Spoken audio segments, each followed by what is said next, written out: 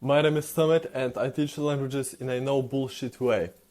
In this video I will show you a few tips or tricks or however you wanna call it to make the most use out of your conversations or online lessons with Japanese teachers. By the way, if you've been studying Japanese for a while now but you still can't speak that well, you struggle to create sentences and stuff like that, the first link in the description is my online Japanese school where I will personally help you overcome that.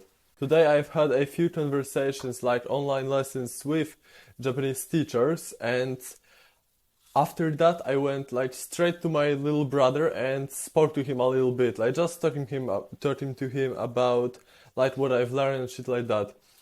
And I would like really like my brother to start learning Japanese, and I think it would be really cool because like I could teach him like myself, and it would be very easy because like we live in the same house. So something that I came up with, if I were to teach him, would be to go like into this mode of speaking Japanese straight away. And I thought that you only need one sentence to basically learn the whole language from a native speaker. And that sentence in Japanese is kore nani, or like kore wa nan desu ka, which basically means like what is it? What is this, basically? And think about it, you could basically, if you were to like, oh no, go to Japan and let's say you don't fucking know anything and nobody there speaks your language, nobody speaks English or nobody speaks fucking German, Spanish, Polish, whatever, Indonesian, then basically these people could teach you Japanese just if you ask them like, what is this? Like, they would tell you the name of that thing in Japanese. And like you know how to say like fucking stairs, like kaidan, or like I don't fucking know, like window, like mado. And basically you can ask people, like as a child you did the exact same thing, like you've been asking your parents about the stuff that's around you because like you were just curious, you were interested. So you wanted to know what is this, like noto, like a notebook, or like hon, like a book, or like fucking isu, like a chair or something like that.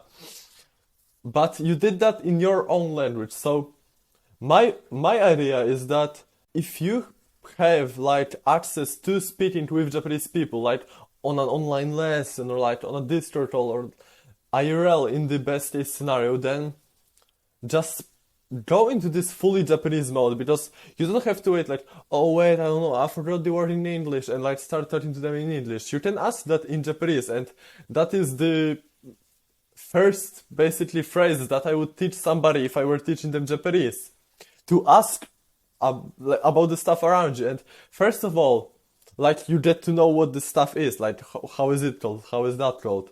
And second of all, you speak Japanese ASAP, like as soon as you start learning, so that is also amazing. And yeah, you of course you break the speed barrier because like you get used to it from the very beginning. So I would tell you like a few phrases that I think like you can basically remember, like fucking write them down, whatever, before your like next conversation. So basically you're prepared. So the first one is kore nani, or kore wa nan desu ka? Basically asking, what is this? Like what is this that you're pointing at? Like kore wa nan desu ka? Hai, kore wa noto desu. Basically something like that. Or you could, the other thing is like, これは日本語で何と言いますか? So how is it called in Japanese? And basically, はい、これは日本語でノートと言います. So basically, yeah, you asked in Japanese and you respond in Japanese. Other thing is, if you hear a word that you don't understand, you can basically ask about that word and add a bit. And the second phrase, because yeah, I mean those two first are basically have the same meaning. So the second one is when you hear a word in the conversation and you just wanna ask about what it means. So imagine this example: you talk to a Japanese person and they say something like "nani nani nani nani gyunyu desu," and you don't know like what gyunyu means. So you ask gyunyu te nani? Basically, what is this thing called gyunyu? And gyunyu means milk. So gyunyu wa milku desu. Or like they respond to you or just show you the thing.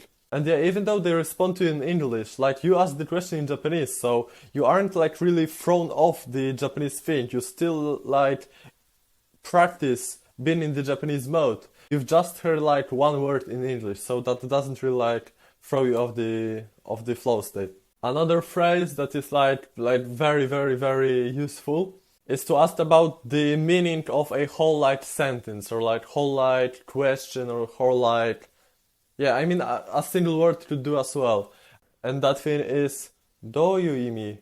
So basically, what does it mean? Like what's the meaning of that? How should I understand it? ど means how, basically. 言う means like to be told or to say, and 意味 is just meaning. So you're asking about the meaning of a thing. So like the person just told you like a whole sentence and you fucking didn't understand anything.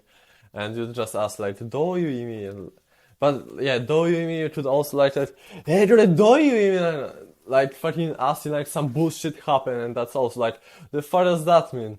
Yeah, basically this. So, three phrases, I mean, most of them mean the same thing, but yeah, if you know fucking these three, then you can basically get around in Japanese, like honestly. And I think this is like a fun concept that I've came up with, that you know just a few things and you can basically learn the whole language from that, like, I don't fucking know, like an algorithm, like some shit, you know? And then, if you want to get personal help from me to speak Japanese yourself, to finally be able to enjoy the language, click on the first link in the description. Right, thank you so much for watching and see ya!